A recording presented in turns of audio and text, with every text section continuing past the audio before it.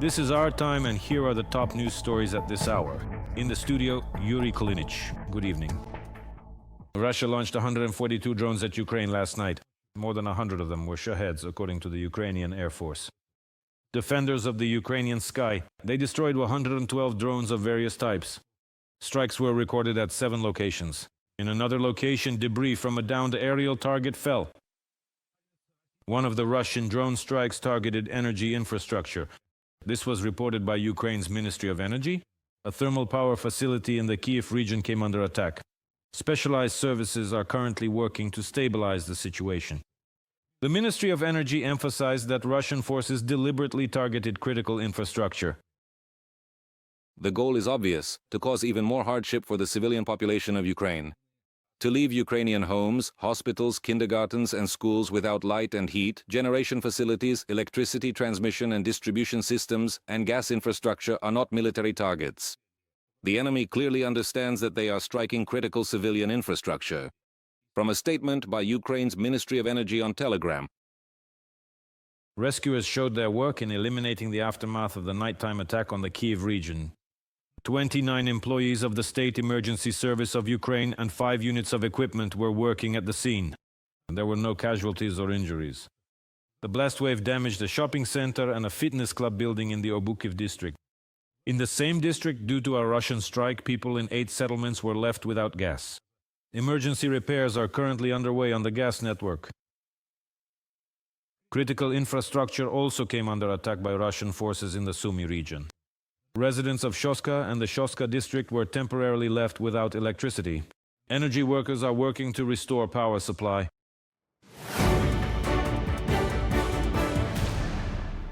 Now let's talk about the situation at the front. Ukraine's defense forces have taken full control of the village of Zarekne in the Lyman community of Donetsk region. This was reported by the General Staff of the Armed Forces of Ukraine. They stated that the settlement was liberated by soldiers of the 425th Separate Assault Regiment, Skala. The General Staff also published a short video showing the Ukrainian flag flying over a building almost completely destroyed by the Russians. Over 150 battles took place on the front lines in the past 24 hours. According to the General Staff of the Armed Forces of Ukraine, the most difficult situation remains in the Pokrovsk direction. There, the Russian army attacked more than 40 times. In the Novopavlivka sector, Ukrainian defenders managed to repel 22 assaults. Another 17 were repelled in the Lyman sector and 8 in the Toretsk sector. However, the main goal of the enemy remains the complete occupation of Donetsk region. This was stated on the Freedom TV channel by Serhiy Vrachuk, spokesperson for Ukraine's volunteer army. They are unlikely to set specific deadlines for the Russians anymore, but the objective remains unchanged: to capture, to advance, and to attempt attacks, including targeting the Kramatorsk-Slovyansk agglomeration. This is an important direction for the enemy, which is why they are concentrating all their efforts here, including on this axis, on these vectors. However, if we take, for example, the Dobropilia direction here through counterattacking actions, over the past day, it was possible to stabilize the situation a little. But Russia has lost another 9-10 of its soldiers in the war against Ukraine, according to the General Staff of the Armed Forces of Ukraine. Thus, the total losses of the Russian army since the beginning of the full-scale invasion have exceeded 1.8 million people. In addition, over the past day, Ukraine's defense forces destroyed another 5 Russian tanks, 4 armored combat vehicles, 29 artillery systems, as well as 461 drones, 5 cruise missiles, and more than 80 units of enemy automotive and special equipment. In August, Russia hoped to achieve a strategic advantage in the Pokrovsk, Novopavlivka, and Zaporizhzhia directions. However, the defense forces did not allow these plans to be realized. This was stated by the Commander-in-Chief of the Armed Forces of Ukraine, Oleksandr Syrsky. According to him, the month when the Russian command hoped for a breakthrough turned out to be the month with the fewest territorial gains for the Russians in recent times. Moreover, in August, Ukraine's defense forces liberated 58 square kilometers of territory and several settlements. Syrsky also spoke about Ukraine's successful strikes deep inside Russian territory. During this period, our deep strike assets hit 60 targets on Russian territory. Russia's ability to produce fuel and lubricants has been weakened. For the Army, their aviation strike assets, missiles, UAVs, and air defense systems, the functioning of the transport system has been disrupted. In total, our advanced drones successfully struck more than 67,000 enemy targets over the past month. This significant achievement demonstrates their remarkable effectiveness, and the overall effectiveness of these precise strikes under the Middle Strike program increased by a substantial 25%.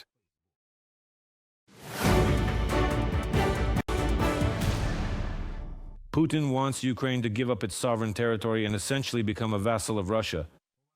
These were his demands before Donald Trump returned to the White House, and they remain the same today. Writes David Blair, chief commentator for The Telegraph. Natalia Husak investigated why the Russian dictator ignores any peace processes regarding Ukraine. On the night of September 7th, Russia carried out the largest airstrike on Ukraine since February 2022. According to the Ukrainian Air Force, the aggressor used more than 800 attack drones, 9 cruise missiles, and 4 ballistic missiles. They attacked Kyiv, Zaporizhia, Odessa, Kremenchuk, Dnipro, Kryvyi Rih, and other cities. This is Putin's real strategy. Terror, whose goal is to intimidate Ukrainians and force Kyiv to agree to a peace deal on Moscow's terms, experts believe. The Kremlin believes that this escalation will make the Ukrainian public pressure President Volodymyr Zelensky so that if and when meaningful peace talks begin, he will make concessions. This is also a warning to Europe, where discussions about security guarantees for Ukraine are still ongoing. Mark Galeodi, an expert on Eastern Europe from a publication in the Sunday Times. After nearly 8 months of high-profile statements from Donald Trump and active diplomacy by Kyiv's European partners, including the creation of a coalition of the willing, the Russian dictator has once again reaffirmed his intention to continue the war against Ukraine. This conclusion was reached by analysts at the Institute for the Study of War. And Putin's latest statements effectively rule out the possibility of further diplomatic steps. On September 5th at the Eastern Economic Forum, he said that he does not see much point in negotiations with Ukraine, since reaching an agreement is supposedly impossible. Putin is not interested in substantive negotiations to end the war and has instead sought to delay or prolong the talks. And his statements from September 5th are an attempt to justify Russia's refusal to negotiate at all. Putin is trying to make peace talks impossible and is falsely shifting the blame onto Ukraine. From the Institute for the Study of War report. Last week, Ukraine's Ministry of Foreign Affairs reported that there are already several potential venues for negotiations between President Zelensky and Putin. Among them are Austria, the Vatican, Switzerland, Turkey, and 3 Gulf countries. On September 3rd, the Russian dictator stated that he does not rule out a meeting with Volodymyr Zelensky. However, for this to happen, the president of Ukraine would have to come to the capital of the aggressor country, Moscow. Kyiv views such a proposal not as a genuine step toward peace, but as yet another political game by Putin. The Kremlin chooses ballistics over diplomacy, said Volodymyr Zelensky, and called on partners to increase pressure on the aggressor.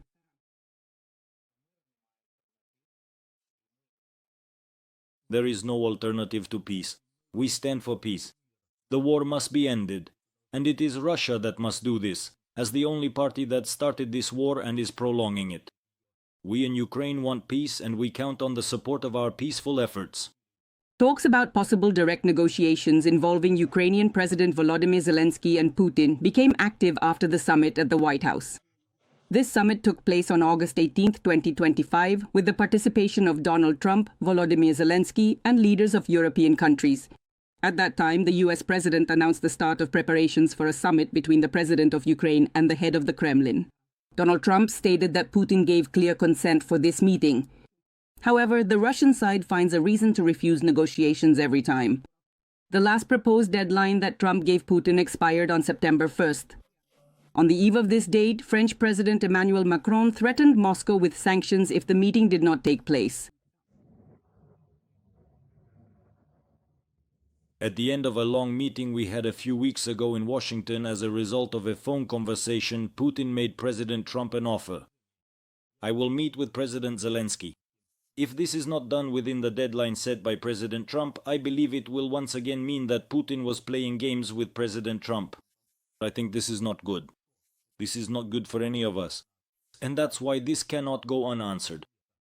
The pressure of the world is capable of forcing Russia to end the war against Ukraine, President of Ukraine Volodymyr Zelensky is convinced. Ukraine, for its part, is preparing its strength on land, in the air, and at sea, which simply by following the plan will put pressure on Russia to end the war. Subscribe to UATV English and stay updated on the most important events, top news from Ukraine and all over the world, in-depth analysis, exclusive reports and interviews, all on hand in our channel. Join our community of viewers and stay tuned.